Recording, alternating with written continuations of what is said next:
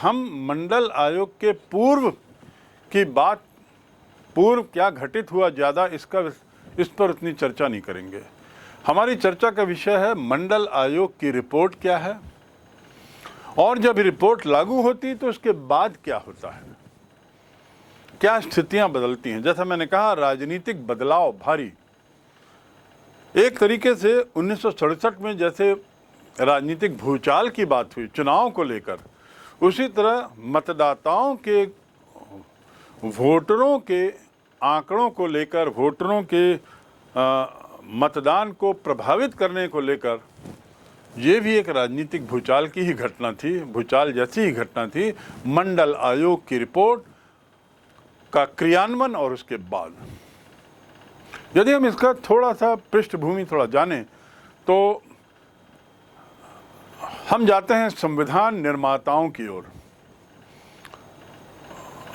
संविधान सभा 1946, 47, 48,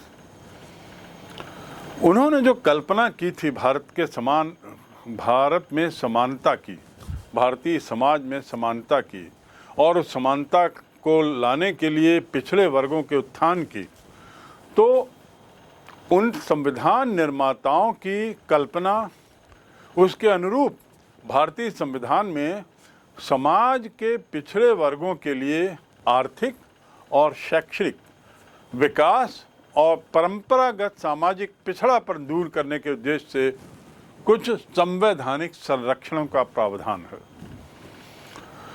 दूसरे शब्दों में, संविधान सभा में पिछड़े वर्गों के, अशिक्षित लोगों के शैक्षिक विकास और उनके आर्थिक विकास को लेकर जो चिंताएं जताई गई थीं, उसके निराकरण हेतु हमारे संविधान में कुछ आवश्यक संरक्षण का प्रावधान किया गया है। संरक्षण के प्रावधान से हमारा तात्पर्य है कि कुछ ऐसा किया जाए जिससे कि इन वर्ग के लोगों को समानता के स्तर में आने में, समाज के अन्य तबके के बराबर आने में सहूलियत हो। यदि हम संविधान के अनुच्छेद 15 की बात करें, अनुच्छेद 15(4),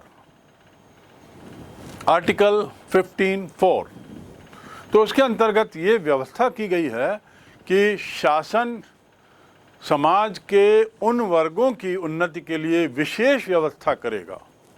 कौन? शासन। याद रखें, शासन से अपेक्षा है, एक तरीके से शासन का यह आदेश है कि समय समय पर वह विशेष जो वर्ग हैं उनके उत्थान के लिए कुछ प्रावधान करे। अब वो विशेष वर्ग क्या है? जो सामाजिक और शैक्षणिक दृष्टि से पिछड़े हुए हैं। विशेष प्रावधान इन विशेष वर्गों के लिए, और विशेष वर्ग के मायने जो सामाजिक और शैक्षणिक दृष्टि से पिछड़े हुए। इसमें जाति का संदर्भ नहीं था, और ये धारा, आर्टिकल या अनुच्छेद 15.4 में है, और इसी के तहत आरक्षण का प्रावधान किया गया। ये जो 15.4 है, ये एक्चुअली एक संशोधन है, और इस संशोधन के तहत जो पहला संशोधन है, आरक्षण का प्रावधान कर दिया जाता है 1951 में ही। यानी संविधान सभा का संविधान लागू होता है, और लागू होते ही संविधान सभा की चिंताओं के मद्देनजर ऐसा कुछ किया जाता है जिसे हम आरक्षण कहते हैं। किनके लिए? जो आर्थिक दृष्टि से कमज़ोर हैं, जो शैक्षणिक दृष्टि से कमज़ोर हैं, उनके उत्थान के लिए। दूसरा, संविधान का दूसरा अनुच्छेद 16.4, 16.4 में शासन को अधिकार है, शासन को अधिकृत किया गया है, संवैधानिक रूप से उसे अधिकृत किया गया है कि वह उन पिछड़े वर्गों के लिए नौकरियों में और विभिन्न पदों में आरक्षण कर सके। नौकरियों में आरक्षण और विभिन्न पदों में आरक्षण, जिन्हें उसके अनुसार सरकारी सेवाओं में पर्याप्त प्रतिनिधित्व नहीं मिला है। यदि सरकार समझती है, यदि शासन समझता है कि कुछ खास तबके के लोगों को, कुछ खास वर्ग के लोगों को नौकरियों में, सरकारी सेवाओं में पर्याप्त प्रतिनिधित्व नहीं मिल पाया है किसी भी कारण से, तो उसके लिए विशेष प्रावधान करना और ऐसा करते हुए सुनिश्चित करना कि इस तबके के लोगों का भी उत्थान हो, उन्हें नौकरी मिले। आप देखोगे, जैसा कहते हैं ना कि जिसके पास पैसा है उसका पैसा बढ़ते जाता है, और जिसके पास नहीं है या कम है वह निर्धनता की ओर ही बढ़ता जाता है। कम पैसे वाले और कमज़ोर होते जाते हैं, ज़्यादा पैसे अमीर अमीर होता जाता है, गरीब गरीब होता जाता है। उसी प्रकार, उसी तरह ऐसा देखा गया कि समाज में जो निम्न तबके के लोग हैं, ये बेचारे कितने भी प्रयास किए गए, ये निम्न तबके में ही रहे आए, क्योंकि चूंकि निम्न तबके में थे माँ पिता, तो बच्चे भी बेचारे उसी माहौल में बढ़े पले, अशिक्षित बने रहे, बेरोजगार बने रहे, गलत कामों में लिप्त हो गए, आदि आदि। फिर जब वो बड़े हुए तो उनके परिवार वाले भी आगे वैसे। तो ये एक चेन है, उसे तोड़ने के लिए ज़रूरी है कि कुछ ऐसा किया जाए जिससे इस चेन को तोड़ा जाए। और ऐसा का अर्थ क्या हुआ? आरक्षण जैसी व्यवस्था करना, उनके लिए कुछ ऐसा आर्टिफिशियल, कुछ ऐसा करना कि वे समाज की मेन स्ट्रीम में थोड़ी ही संख्या में सही पर आना तो शुरू हो उनका। और इसीलिए आरक्षण का प्रावधान आता है, और उसके लिए सरकार को अधिकृत किया गया था। यदि हम एक और अनुच्छेद 340 की बात करें, यह है अनुच्छेद 340। पहला था 15.4, दूसरा था 16.4, और अब हम अनुच्छेद 340 को देखें। यह अनुच्छेद 340 का संबंध राष्ट्रपति से है। इसमें यह व्यवस्था है कि राष्ट्रपति सामाजिक और शैक्षिक दृष्टि से पिछड़े वर्गों की परिस्थितियों और काम के संबंध में आई हुई कठिनाइयों का पता लगाए, और ऐसा पता लगाने के लिए वो जो भी उचित है वो कर सकता है।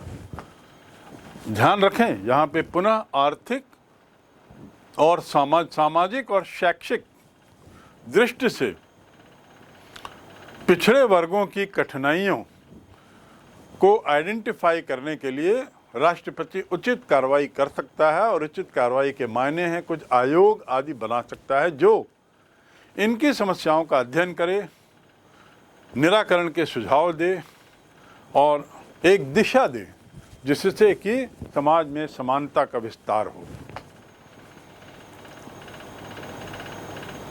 इस आयोग का काम होगा इन कठिनाइयों को दूर करने के विषय में केंद्र और राज्य सरकार को आवश्यक सुझाव दे, आवश्यक परामर्श करे, उनके साथ बातचीत करे। अर्थात इसका मूल उद्देश्य, जैसे राष्ट्रीय महिला आयोग का मैंने जिक्र किया, ऐसे ही ये पिछड़ा वर्ग आयोग गठित करने का अधिकार राष्ट्रपति को पहले से था, धारा 8 अनुच्छेद 340 के तहत। और इसके तहत वो एक आयोग बना सकते हैं जिसका उद्देश्य होगा राज्य और केंद्र को सलाह देना, सुझाव देना, किस दिशा में पिछड़े वर्ग की शिक्षा संबंधी दिक्कत और सामाजिक दिक्कतों को आइडेंटिफाई करना, कठिनाइयों का पता लगाना और उसका निराकरण करने के लिए सुझाव देना। ये तो हुआ पृष्ठभूमि। मंडल आयोग का अभी तक मैंने जिक्र नहीं किया है। इस पृष्ठभूमि के मद्देनजर अब क्या होता है, थोड़ा अब हम उसको समझें। मंडल आयोग की पृष्ठभूमि का हमने एक भाग अभी समझा, क्योंकि मंडल आयोग अचानक स्थापित नहीं होता। और मैंने जैसा कहा कि ये राजनीतिक भूचाल लाने वाली घटना थी, इस आयोग की जो रिपोर्ट थी, तो निश्चित रूप से कई वर्षों से वह प्रक्रिया उसकी पृष्ठभूमि में चल रही थी। तो संक्षिप्त में उन धाराओं को जानने के बाद जिसके तहत राष्ट्रपति को अधिकार है, जिसके तहत समानता की बात की गई है, जिसके तहत पिछड़े वर्ग के उत्थान के लिए विशेष प्रावधानों का प्रावधान किया गया है। अब हम थोड़ा सा दूसरी बात जानते हैं कि आर्टिकल 340 या अनुच्छेद 340 के तहत जो हमने राष्ट्रपति को अधिकार की बात की, जिसमें वो आयोग की स्थापना कर सकता है शिक्षा और सामाजिक क्षेत्र में विकास के लिए पिछड़े वर्ग के, उस धारा के तहत उस धारा का उपयोग करते हुए राष्ट्रपति ने एक समिति बनाई जिसका नेतृत्व कर रहे थे काका कालेलकर। काका कालेलकर इस समिति के अध्यक्ष बनाए गए, जिसे हम आयोग कह सकते हैं। और चूंकि वो इसके अध्यक्ष थे तो इसे काका कालेलकर आयोग भी कहा जाने लगा। वैसे तो ये पिछड़ा वर्ग आयोग के रूप में इसे प्रस्तावित किया गया, इसे नामित किया गया, लेकिन चूंकि कालेलकर जी इसके अध्यक्ष थे, हम में से अधिकतर लोग इसे काका कालेलकर आयोग के नाम से जानते हैं। धारा 340 के तहत इसका प्रावधान किया गया। इसका गठन 1953 में होता है। 29 जनवरी 1953 को राष्ट्रपति के द्वारा ये गठित किया जाता है और लगभग 2 वर्ष के बाद या 1.5 वर्ष में इस आयोग की रिपोर्ट 1955 में प्रस्तुत की जाती है। 1955 में इस आयोग की रिपोर्ट राष्ट्रपति को सौंपी जाती है। आयोग के बनाने का उद्देश्य मैंने स्पष्ट किया, लेकिन उसको और स्पष्ट कर दूं कि आयोग के बनाने के पीछे उसका जो उद्देश्य था वो था ऐसे मानकों का निर्धारण करना। मानक मैं बताऊंगा क्या है। ऐसे मानकों का निर्धारण करना जिसके आधार पर सामाजिक और शैक्षणिक रूप से पिछड़े वर्ग की पहचान हो सके। बहुत महत्वपूर्ण बिंदु। क्या आधार होगा? मानक यानी आधार। किन आधारों पर हम किन समुदायों को शैक्षणिक रूप से पिछड़ा माना जाए, सामाजिक रूप से पिछड़ा माने, किस आधार, उसके आधार क्या होंगे, किन मानकों पर यह तय किया जाए कि ये समूह जो है वो पिछड़ा वर्ग में आएगा, ये समूह पिछड़ा वर्ग की पात्रता नहीं रखता। और ये मानक बहुत महत्वपूर्ण चीज़ थी, बहुत तकनीकी चीज़ थी, क्योंकि जिस आधार पे इनको पिछड़ा वर्ग बताया जाएगा और जिस आधार पे दूसरों को पिछड़ा वर्ग होने से वंचित किया जाएगा, उनके बीच में बहुत बड़े टकराव की संभावना थी। और सभी आधार जानना चाहेंगे कि आधार का आधार क्या है। On what basis has this parameters being selected for declaring for calling somebody as backward community, some community as backward community। तो आप उद्देश्य समझ गए हैं। ऐसे मानकों का निर्धारण करना जिसके आधार पर सामाजिक और शैक्षणिक रूप से पिछड़े वर्ग की पहचान कर उन्हें पिछड़े वर्ग में शामिल किया जा सके। दूसरा, इस वर्ग की समस्याओं को पहचानना। क्या कठिनाइयाँ इस वर्ग के पिछड़ेपन को हटाने में, क्या क्या बाधाएं हैं, इस वर्ग के पिछड़ा रखने में ऐसे क्या कारक हैं, उन कारकों को आइडेंटिफाई करना और इसका निस्तारण करना। पिछड़े वर्ग की सूची में आयोग ने ये तीसरी बात, जाति को प्रमुख आधार बना दिया। किसको? जाति को। यानी जाति के आधार पे उसने बताया कि ये पिछड़े वर्ग हैं क्योंकि इनकी ये जातियां हैं। तो आधार क्या बनाया, मानक क्या बनाया? जाति। यदि हम इसके रिकमेंडेशंस की बात करें, इसके सिफारिश की बात करें, तो इस आयोग ने क्या सिफारिशें दी, थोड़ा उसको देखें। पहला, प्रथम श्रेणी की सेवाओं में 25% आरक्षण, यानी आरक्षण की बात की, और वो भी जातिगत आधार पे। और कहा कि जो पहली श्रेणी की नौकरियां हैं, सबसे ऊंचे स्तर की, उसमें 25% आरक्षण किया जाए इनके लिए। दूसरा, मेडिकल, वैज्ञानिक और तकनीकी शिक्षा में 70% आरक्षण का प्रावधान इन्होंने कहा। 70% आरक्षण मेडिकल, वैज्ञानिक और तकनीकी शिक्षा में।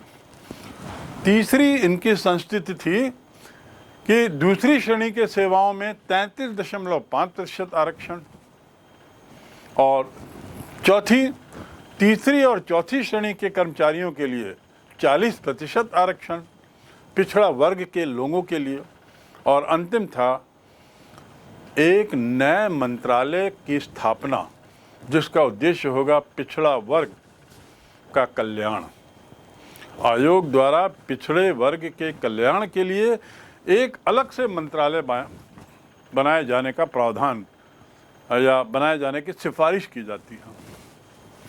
सरकार ने इस रिपोर्ट का अध्ययन किया, लेकिन महसूस किया कि इस आयोग ने सामाजिक और आर्थिक पिछड़ेपन का या शैक्षणिक पिछड़ेपन का आधार जो जाति बनाया है वो गलत है। जाति समूहों के पिछड़े भाग का पता नहीं लगाया, बल्कि जाति को आधार बना दिया, फ्लैट। इसलिए काका कालेलकर की रिपोर्ट को रद्द कर दिया गया। जाति समूहों में कुछ लोग आगे भी हैं। यदि हम किसी एक जाति की बात करें जो कहने को तो निम्न श्रेणी में है, पर उसमें भी कुछ लोग इतनी पैठ रखते हैं कि समाज में वे प्रभावशील व्यक्तियों में जाने जाते हैं, प्रभावशील जातियों में जाने जाते हैं। तो क्या उन्हें भी आरक्षण की सुविधा बदस्तूर दी जाए? तो दूसरे शब्दों में भारत सरकार ने महसूस किया कि इस आयोग ने सामाजिक और शैक्षणिक पिछड़ेपन का आधार जाति को बनाया है, लेकिन जाति समूहों में पिछड़े भाग का पता नहीं लगाया। इसलिए ये रिपोर्ट निरस्त हो जाती है और उसके बाद राज्य सरकारों को भारत सरकार ये आदेश देती है कि अपने अपने राज्यों में पिछड़े वर्ग की पहचान करें, सर्वेक्षण कराएं, विस्तृत अध्ययन कराएं और फिर पिछड़े वर्ग में शामिल किए जाने वाले संभावित समुदायों या वर्गों की सूचना केंद्र सरकार को दें। ये कदम काका कालेलकर की रिपोर्ट को निरस्त करने के बाद सरकार द्वारा उठाया जाता है। दूसरी ओर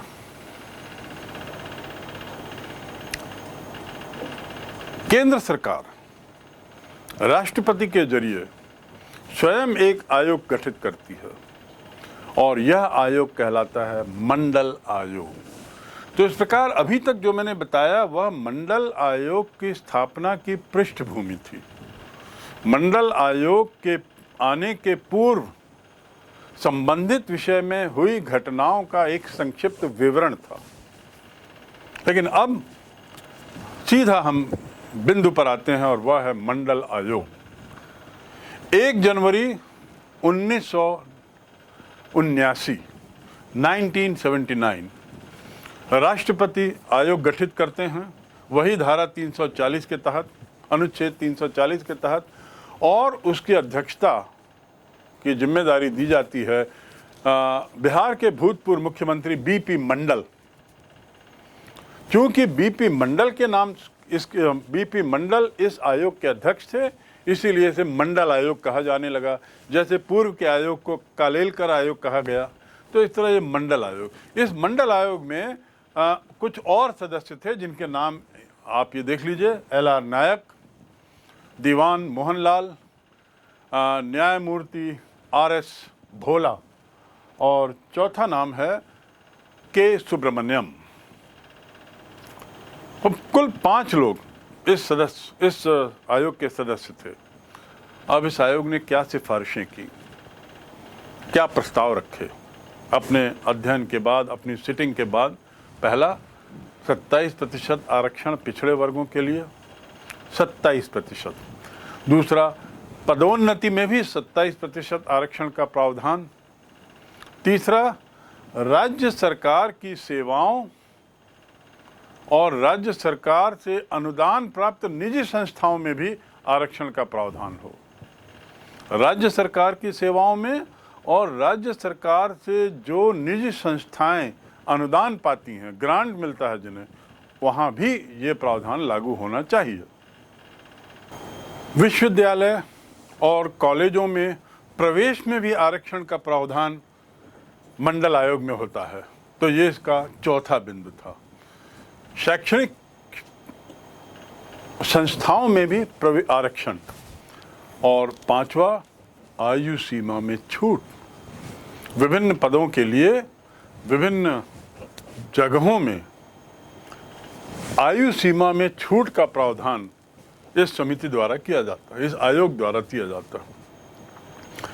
इसकी रिपोर्ट को पढ़ने के बाद ये 5 जो इसके द्वारा प्रस्ताव दिए गए थे उसको लेकर बड़ी तीखी प्रतिक्रिया हुई। मंडल आयोग की सिफारिशों को लेकर बड़ा कटु प्रतिक्रिया हुई। लेकिन इस प्रतिक्रिया को दरकिनार करते हुए, प्रतिक्रिया की परवाह किए बिना तत्कालीन प्रधानमंत्री वीपी सिंह, विश्वनाथ प्रताप सिंह 7 अगस्त 1990 को संसद में पिछड़े वर्ग के आरक्षण की घोषणा करते हैं। 27% आरक्षण पिछड़े वर्ग के लिए। इसकी घोषणा आधिकारिक स्तर पर संसद में अगस्त 1990 को होती है। अक्टूबर 90 को आरक्षण पर स्थगन आदेश जारी किया, लेकिन नवंबर 1992 को, यानी लगभग 1.5 वर्ष लग गए, 2 वर्ष लग गए, सर्वोच्च न्यायालय ने इस स्थगन को रद्द कर दिया, इसको वैध कानून बनाया और कानून बनाने योग्य पाया। इस प्रकार जो कुछ विरोध था, यद्यपि वह बड़ा तीव्र था, वो 2 वर्ष बड़े ही हम कह सकते हैं भारतीय समाज के लिए बड़ी ही चिंता का विषय थे। जो घटनाएं उस दौरान हुई, इसका आप अध्ययन किसी अन्य जरिए से करें तो आप देखेंगे कि पूरा देश कितना हिल चुका था। इन प्रस्तावों के पक्ष में और प्रस्तावों के विपक्ष में जो लोग थे, उनके बीच की तकरार को लेकर भारतीय समाज काफी हिल चुका था। लेकिन जब सर्वोच्च न्यायालय अंततः प्रस्तावों के पक्ष में निर्णय देता है तो कानूनी जामा पहनाया जाता है और इसी के साथ मंडल आयोग की सिफारिश लागू होती है। लेकिन सर्वोच्च न्यायालय ने इसमें कुछ 2 बिंदु जोड़े। उसने इस प्रस्ताव को यथावत या आयोग की रिपोर्ट को यथावत स्वीकार न करने का संदेश देते हुए ये 2 बातें जोड़ी, ये 2 बिंदु जोड़े। पहला कि पिछड़ी जातियों में जो संपन्न लोग हैं, संपन्न वर्ग है, हर जाति के कई वर्ग हैं, आपको मालूम है, हर जातियों में कई जातियां हैं, कई उपजातियां हैं, उपजातियों के अंतर्गत भी बहुत सारी उपजातियां हैं। भारत जो है, भारतीय संस्कृति या सभ्यता जातियों का एक खेल है, रेला है। तो न्यायालय का कहना था कि चाहे वो जाति कितनी भी निम्न हो, उस जातियों में भी कुछ संपन्न वर्ग हैं। इन संपन्न वर्ग को ये आरक्षण आदि की सुविधा न दी जाए। संपन्न वर्ग से उसका तात्पर्य था क्रीमी लेयर, उसने ये नाम दिया क्रीमी लेयर। क्रीमी लेयर को आरक्षण का लाभ पिछड़ी जातियों में नहीं मिलेगा, ये पहला बिंदु। दूसरा, आरक्षण जो है वो केवल नौकरी में होगा, पदोन्नति में नहीं। ये सुप्रीम कोर्ट का आदेश था, सुप्रीम कोर्ट का जजमेंट था। आरक्षण केवल नौकरियां पाने के लिए, आगे पदोन्नति में नहीं होगा, जैसा कि समिति ने प्रस्ताव किया था। वास्तव में पिछड़ा वर्ग की राजनीति में उभार के साथ देश में राजनीतिक समीकरण ही बदल जाता है। मंडल आयोग की सिफारिशें लागू होती हैं, सुप्रीम कोर्ट का जो स्टे था वो हटा लिया जाता है और अब इसे अमली जामा पहनाया जाता है, कानूनी रूप दिया जाता है। आरक्षण शुरू होता है बैकवर्ड का, पिछड़ा वर्ग के लोगों का। और इसके साथ क्या परिणाम होते हैं? पहला तो देश की राजनीति में पिछड़ा वर्ग का बहुत बड़ा प्रभाव बढ़ता है, उनकी वर्चस्वता बढ़ती है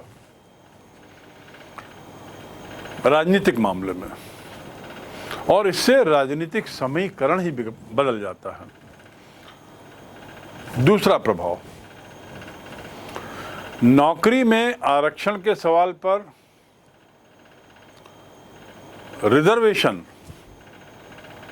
के मुद्दे पर ये वर्ग अपनी अलग पहचान को लेकर सचेत होता है, सजग होता है, अपनी पहचान बनाने का पूरी तरह प्रयास करता है। कहाँ? नौकरियों में।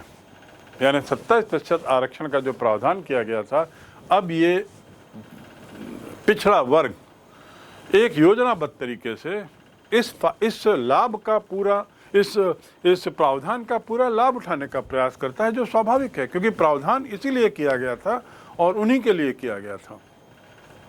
तो दूसरा इसका परिणाम क्या होता है? सजगता आना, पिछड़ा वर्ग में एक सजगता।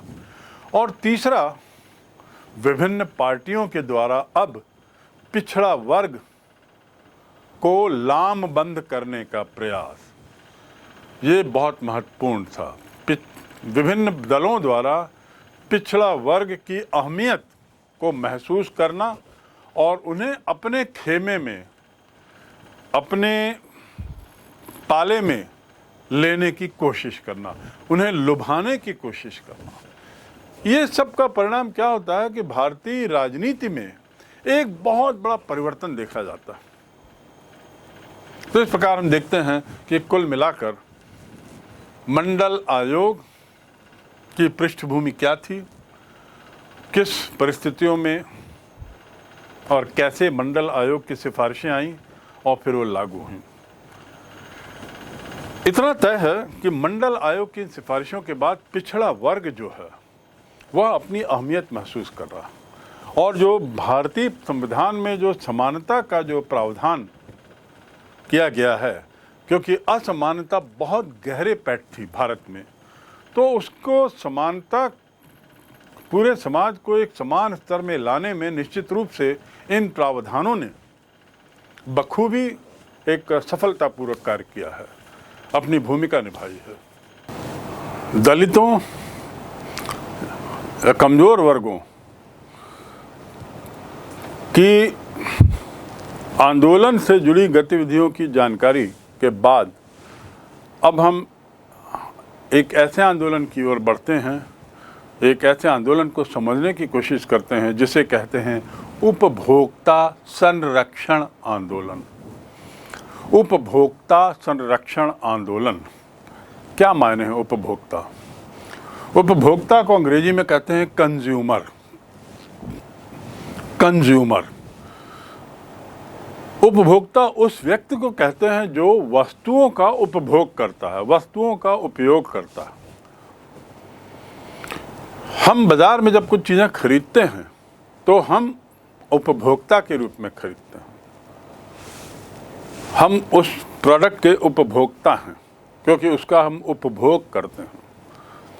तो जो ग्राहक हैं, ग्राहक के रूप में जब हम खरीदते हैं तो ये दुकानदार की जिम्मेदारी है कि वह ग्राहक को हर दृष्टि से संतुष्ट कर सके। जिस चीज़ को ग्राहक खरीदना चाह रहा है उस चीज़ की कीमत, क्वालिटी, वजन, क्वांटिटी, ये सब मायने में किसी तरह का धोखा ग्राहक से ना हो, ग्राहक को ना कर दिया जाए, ग्राहक के साथ ना कर दिया जाए। इस उद्देश्य से ये आंदोलन होता है। उपभोक्ता उस व्यक्ति को जो वस्तुओं का उपभोग करता है, दूसरे शब्दों में प्रत्येक व्यक्ति उपभोक्ता है, ये तो हम मान गए, क्योंकि हर व्यक्ति जीवन पर्यंत मरते दम तक अनेक तरह की वस्तुओं का उपयोग करता है, चाहे वो टूथब्रश हो, चाहे जूते हों, चाहे कपड़े हों, किसी भी तरह के सामान के उपयोग की ज़रूरत उसे अंतिम समय तक पड़ती रहती। तो हर आदमी उपभोक्ता है। बाजार का नियंत्रण उपभोक्ता के हाथ में होता है, इस अर्थ में कि उत्पादक उन्हीं वस्तुओं का उत्पादन करते हैं जिनकी उपभोक्ताओं को जरूरत है। इसीलिए ये वाक्य कहा गया, बाजार का नियंत्रण उपभोक्ता के हाथों में होता है। दूसरे शब्दों में ये उपभोक्ता की आवश्यकताएं तय करती हैं कि किन वस्तुओं का उत्पादन हो और कितना हो। परंतु व्यवहार में ऐसा नहीं है। व्यवहार में स्थिति कुछ बदली हुई है, व्यवहार में कुछ भिन्नता है। यदि वास्तव में मैदान में हम देखें तो दुर्भाग्य से उपभोक्ता के हाथ में ये नहीं है, ये केवल एक थ्योरी के रूप में हम जानते हैं। और उसका कारण क्या है कि उपभोक्ता जो है वो संगठित नहीं है, उपभोक्ता जो है वो एकजुट नहीं है।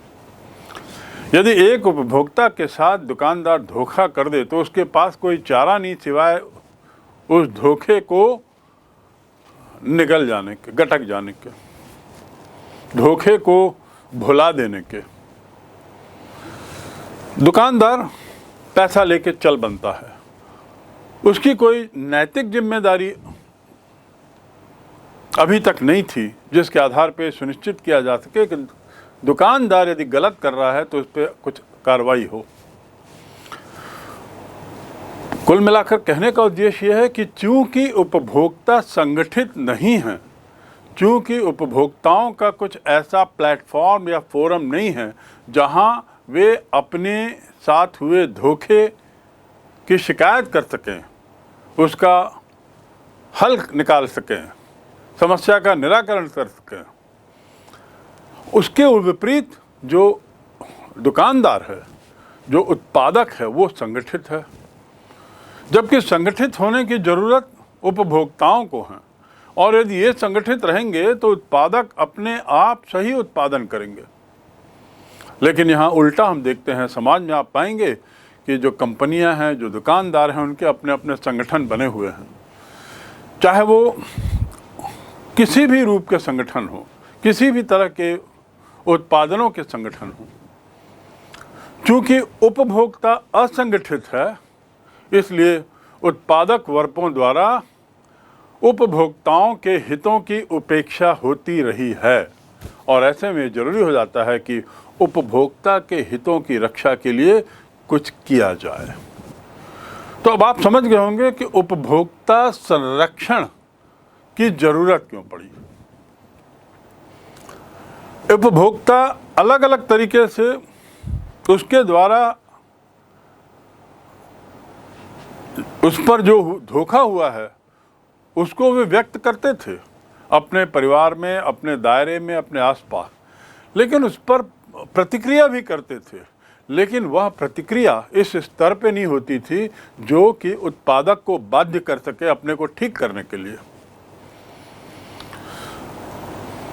मात्र प्रतिक्रिया पर्याप्त नहीं है, संगठित प्रतिक्रिया की जरूरत थी। ऑर्गेनाइज्ड तरीके से उपभोक्ता के नाते जनता को आवाज़ उठाने की जरूरत थी, और इसीलिए उपभोक्ता संरक्षण का मामला एक आंदोलन का रूप लेता है। उपभोक्ता संरक्षण का मामला एक आंदोलन का रूप लेता है।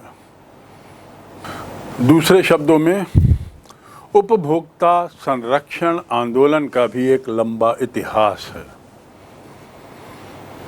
यदि हम इसके इतिहास पर नज़र डालें तो हम पाएंगे कि उपभोक्ताओं के अधिकार की चैतन्यता, उपभोक्ताओं के द्वारा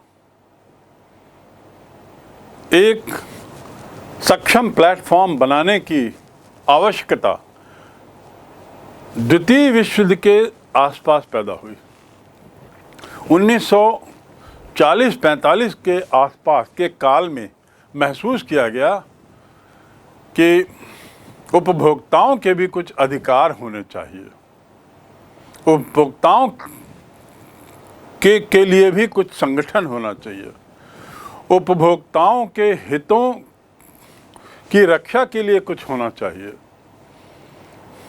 सबसे पहले अमेरिका के राष्ट्रपति कैनेडी, जॉन एफ कैनेडी, उन्होंने पहली बार उपभोक्ताओं के लिए अधिकारों की बात की, और ये बात भी उन्होंने तब की जब इसके पहले बहुत समय से अमेरिका में उपभोक्ताओं के हितों की रक्षा को लेकर आवाज उठ रही थी। तो जॉन एफ कैनेडी ने जिन 4 अधिकारों की बात की, जॉन एफ कैनेडी ने जिन 4 अधिकारों को उपभोक्ताओं के अधिकार के रूप में माना, वे हैं: पहला, सुरक्षा का अधिकार; दूसरा, जानकारी प्राप्त करने का अधिकार; तीसरा, चयन का अधिकार; और चौथा, सुनवाई का अधिकार। एक उपभोक्ता, कंज्यूमर, उसे इस बात की सुरक्षा मिलनी चाहिए कि उसके साथ धोखा नहीं हो रहा है। दूसरा, उपभोक्ता को उस प्रोडक्ट के बारे में जानकारी जानने का अधिकार है, सभी तरह की जानकारी कि इस प्रोडक्ट में क्या क्या मिला है, कितना मिला है, कितना वह प्रमाणित है, कहाँ इसका उत्पादन हुआ है, किस तारीख को उत्पादन हुआ है, कब तक इसकी लाइफ है, एक्सपायरी डेट क्या होगी, आदि आदि। तो जानकारी प्राप्त करने का अधिकार। और तीसरा है चयन का अधिकार, अर्थात उपभोक्ता को स्वतंत्रता होनी चाहिए कि वह यदि एक टूथपेस्ट खरीदना चाहता है तो किस कंपनी का खरीदे। दूसरे शब्दों में, उसके पास ये चॉइस रहे कि कई तरह के टूथपेस्ट मार्केट में आए। ऐसा ना हो कि किसी 1 या 2 कंपनियों का ही टूथपेस्ट के मार्केट में एक छत्र साम्राज्य हो। ऐसी स्थिति में उपभोक्ता के साथ अन्याय होगा, क्योंकि ये 2 कंपनियां, क्योंकि इनके पास एकाधिकार रहेगा, मुंह बोले दाम पर अपने पेस्ट को बेचेंगी और उसकी क्वांटिटी और क्वालिटी को लेकर भी संशय हो सकता है। तो इसलिए उपभोक्ता को चयन का अधिकार होना चाहिए, उसके पास वैरायटी मार्केट में होनी चाहिए उस प्रोडक्ट की। और चौथा, सुनवाई का अधिकार, बहुत महत्वपूर्ण अधिकार है सुनवाई का अधिकार। उसके साथ हुए किसी तरह के, उपभोक्ता के नाते किसी तरह के अन्याय के खिलाफ उसकी वह सुनवाई कर सके, धोखा देने वाले को, गलत उत्पाद देने वाले को सजा दी जा सके। ये जो 4 अधिकार हैं, इन 4 अधिकार के अलावा संयुक्त राष्ट्र संघ ने 3 अधिकार और जोड़े हैं। संयुक्त राष्ट्र संघ भी इस आंदोलन की महत्ता को समझता है। संयुक्त राष्ट्र संघ भी उपभोक्ताओं के अधिकारों की महत्ता को समझता है, और उसने भी 3 और अधिकारों की बात की है और उसको मान्यता दी है। वे अधिकार हैं: क्षतिपूर्ति का अधिकार, नुकसान होने पर, गलत व्यवहार होने पर उपभोक्ता को क्षतिपूर्ति मिलनी चाहिए। किसके द्वारा? उत्पादक के द्वारा। 7वां अधिकार, दूसरा अधिकार, उपभोक्ता की शिक्षा का अधिकार, यानी जो हम लोग, जो जनता जनार्दन हैं, इन सब को प्रोडक्ट के बारे में और उपभोक्ता के रूप में उसके लिए उसे क्या क्या जानना चाहिए, इसमें उसे शिक्षित होने का अधिकार है। और तीसरा अधिकार संयुक्त राष्ट्र संघ के द्वारा कहा गया, स्वस्थ पर्यावरण का अधिकार। इस प्रकार उपभोक्ताओं के मामले में 7 अधिकारों की चर्चा कुल की गई है, और ये जॉन एफ कैनेडी और संयुक्त राष्ट्र संघ, इनके द्वारा ये मान्यता प्रदान अधिकार हैं।